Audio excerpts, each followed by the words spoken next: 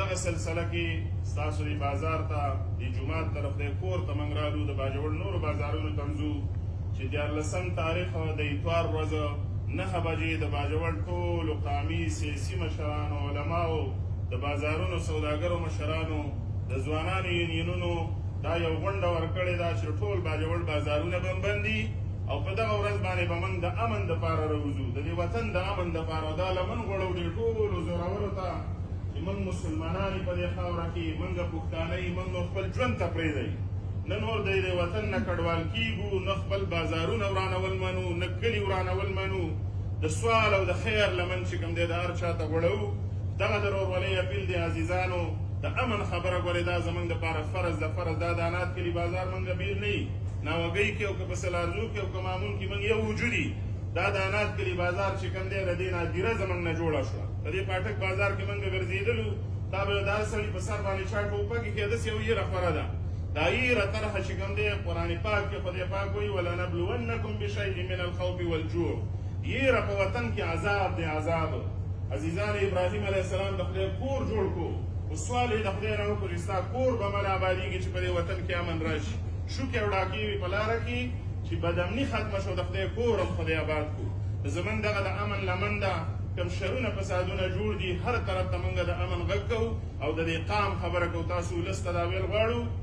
ستاسو ملګري تاسو د دې خاورې مالکان یې وایي دا ولس دې څوک کمزوری نه ګڼي دا خاوره هم ستاسو ده دا بازارونه هم ستاسو دي موږ نه د پوځي اپریشنونو نور ملګري او نه موږ د بمي چاودنو او د وژنو ملګري ژوند غواړو په دې خاوره امن غواړو کاروبار غواړو مدرسې آبادېدل غواړو د پاټک مرکز 10 کاله زموږ نه بند و ما ته بېګا یو ملګري ولول د شیخ عبدالجبار صاحب د بخاري درس چې کوم دی دا بند شو دا آزاد څنګه یې په دې وطن کې نور دا مدرسې دا جوماتونه که زموږ نه شړ شو کوم وطن ته به بېځو نور وطنونه نشته په دې خاوره باندې خو په دې خپل وطن کې د امن او د خیر سوال کوو عزیزانو دعاګانې به هم کوو د تهجد لمونځونه هم کوئ زنانو ته هم وینا کوئ چې په دې وطن کې خدای خیر او امن راولي خو د دې سره سره ګورئ لږ به موږ له خوځېدلي لږ به بیدارېدلي ټول قام څوک نشي وژلی دا واورئ ډېر یې مړه کړو د چا خوا راباندې نه یخېږي نور هم زموږ وینې تویېږي کاروبار جوړ دی د پښتنو د دې وینو نه مسلمانان یې وایي ستاسو نه کلک مسلمانان نه یي د پښتنو داسې کلی نه یي چې مدرسه او جومات پکې نه یي جوماتونه زموږ نه ډکي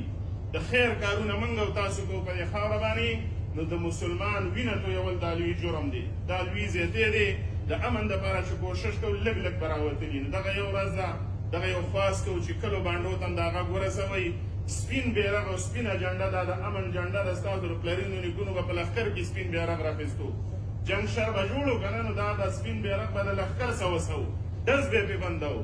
امن به پرې راتلو خوف به ختمېدلو نو دغه سپین بیرغ هم د دې لپاره راخیستی چې موږ یو وي په دې خاوره که په هر نظر فکر باندې څوک دي خو د امن دپاره موږ یو وي نو دغه 14 تاریخ دی بازارونه به هسې بند دي خو کورونو کې مه کښېنئ وزیرستان چې څنګه راووتو منځونه هم په سړکونو باندې وکړلو دا یې ثابته کړه چې وزیرستان د بدامنۍ ملګری نه دی باجوړ د بدامنۍ ملګری نه دی مامون د بدامنۍ ملګری نه دی انات کلی د بدامنۍ ملګری نه دی موږ دا خپل وطن آبادېدل غواړو دا د خیر سوال دی د قرآن د نظر هم د امن غږ فرض دی د اسلام د نظر هم فرض دی د قانون د نظر هم زموږ حق دی او په روایات او پښتنواله کې زموږ په دې وطن کې به دشمن هم بې رواجه چا نه وژلو دقه د امن سوال له راغلي چې دا غږ هر ځای ته ورسوئ او چې څومره مو وس کېږي په دغه ورځ باندې راوځئ انشاءالله امن به خدای راولي مایوسي شته نن هم په دې لاره زه راروان یو کس راته ویل نن په جنډو امن راوست او نن په جلسو راوست نو ما نور څه وکړو بله لار راسه نشته زورور دي په دې وطن کې سوال به کوو د خدای نه هم سوال کوو او د مخلوق ته هم د خیر لمن غوړو چې نور دا پښتانه مه وژنئ د دوی دا وطن نور مه ورانوئ امن راکړئ موږ له په دې خاوره د پنجاب ښارونه یې زموږ نه ډک کړه د پنجاب نه زیاته د پنجابیانو نه پښتانه په کراچۍ او په پنجاب کې آباد دي دا ولې جنت وطن خدای راکړی دی یخې هواګانې خوږي اوبه خو ګورې لږ لږه خوځېدل حرکت د دقې او د ورورولۍ پیغام دی دعاګانې به هم کوو او په دغه ورځ باندې خواست دی چې په اتفاق او اتحاد سره راوځئ خدای پاک دې زموږ په دې خاوره په دې وطن د مسلمانانو بازارونو حجرو جوماتونو کې غیبانه امن راولي پرې مخلوق د الله د رحم څادر پورته کوشش به کوئ انشاءالله دعا وکړئ درود شریف ووایئ